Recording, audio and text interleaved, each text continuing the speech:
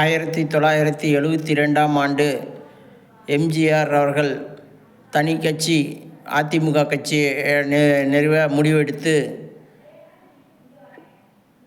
சென்னையிலிருந்து மதுரையை நோக்கி பாண்டியன் எக்ஸ்பிரஸில் சென்றார்.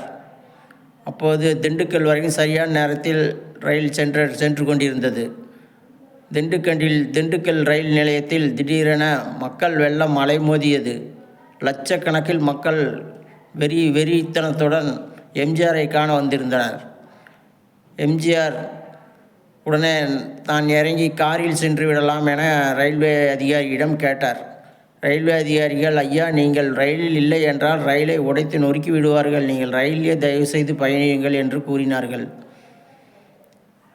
1 மணி நேரம் பயண நேரத்துக்கு 10 மணி நேரம் கழித்து மதுரையை சென்றடைந்தார். மதுரை சென்று கட்சியை துவக்கி வைத்தார்.